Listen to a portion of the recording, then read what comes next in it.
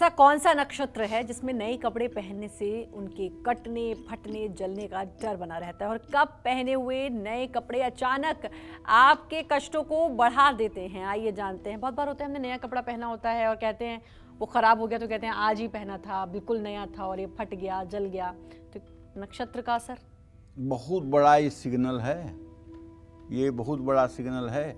कपड़े का फटना नया पहनते ही, कपड़े में खोंच लगना, कपड़े में दाग लगना नया कपड़ा पहनते ही बहुत बड़ा सिग्नल है, बहुत बड़ा संकेत है।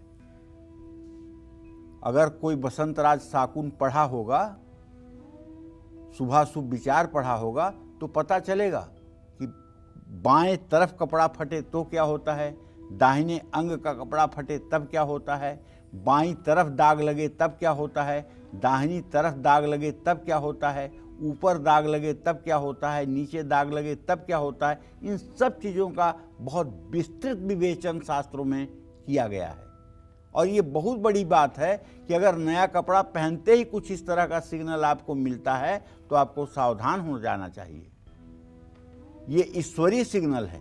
जैसे रास्ते में नेवले का मिलना, बिल्ली का रास्ता काटना, कुत्ते का अपनी पूंछ चबाना, धुले हुए कपड़े लेकर के धोबी का रास्ते में मिलना, किन्नर का मिलना, मछली लेकर के कोई व्यक्ति आपसे मिले, भरा हुआ कोई पात्र लेकर आपसे मिले, खाली पात्र लेकर कोई मिले, तो इन सब चीज़ों का अपने आप में एक महत्व है। ये ईश्वरीय सिग्नल हैं। जैसी हो तब्यता वैसी लगे सहाय, ताही न आवत ताही पर ताही तहाँ लई जाए।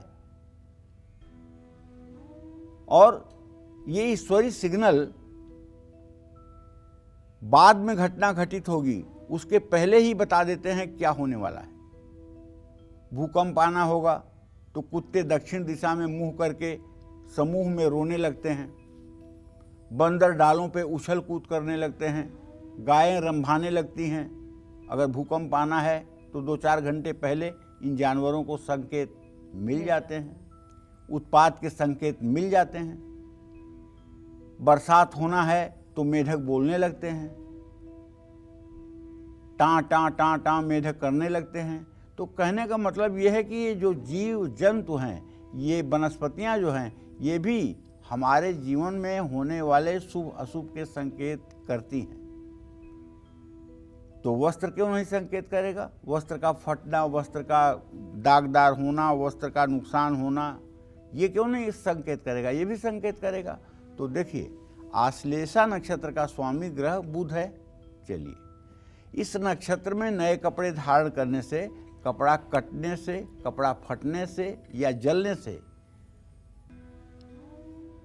एक तो बहुत ज़्यादा अशुभ की संज्ञा, अशुभ होने की संभावना रहती है और दूसरे इनके नुकसान की भी संभावना बनी रहती है।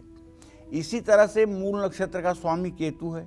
मूल नक्षत्र में नया कपड़ा पहनने से अचानक कष्ट मिलने की संभावना रहती है। तो कहने का मतलब यह है कि देखिए, शुभ मुहूर्त का प्रयोजन क्या है, और जब तक कोई व्यक्ति स्वर शास्त्र नहीं जानता है तब तक उसका ज्योतिष जानना बेकार है।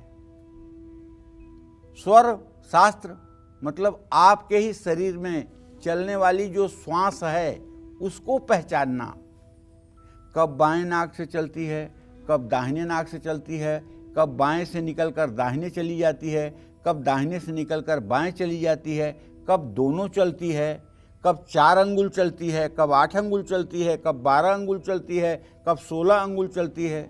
अष्टांगुलम भेदवायुरनीलम चतुरांगुलम द्वादशांगुलम माहेयम वरुणो खोडसांगुलम।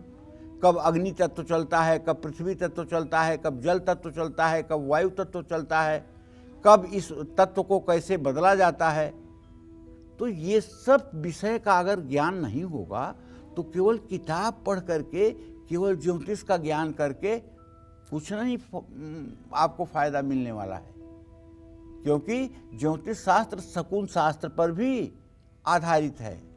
आपके पास जो व्यक्ति आता है कुछ पूछने के लिए, तो वो अपने प्रश्नों का उत्तर तो खुद बता देता है, बस आपको पहचानना आना चाहिए। जैसे कोई आदमी आया आपके पास खड़ा हो गया और ज़मीन की तरफ मुंह करके और कह रहा है कि महाराज जी आपसे मुझे कुछ पूछना है, तो जानते हैं क्या पूछना है? ज़मीन या मकान के लिए पूछना है।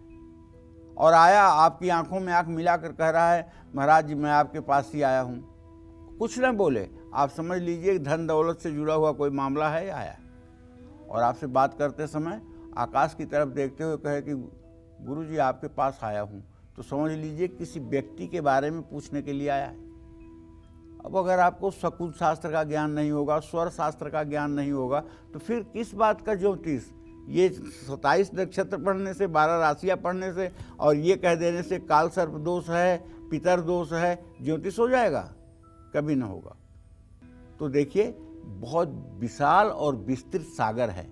अगर आपको नहीं ज्ञान है तो किसी जानकार व्यक्ति से अपने जीवन के बारे में एक मार्गदर्शन तय कर लेना चाहिए कि कब हमें कपड़ा पहनना चाहिए, कब हमें कपड़ा नहीं पहनना चाहिए, कब हमें कपड़ा धोना चाहिए, कब नहीं धोना चाहिए, कब कपड़ा हमें धुलवाना चाहिए, कब नहीं धुलवाना चाहिए। इन सब चीज़ों को अपने जीवन में ठीक ढंग से अगर समझ लिया जाए तो शायद परेशानी से बचा जा सकता है। जय मां विंध्यवासिनी।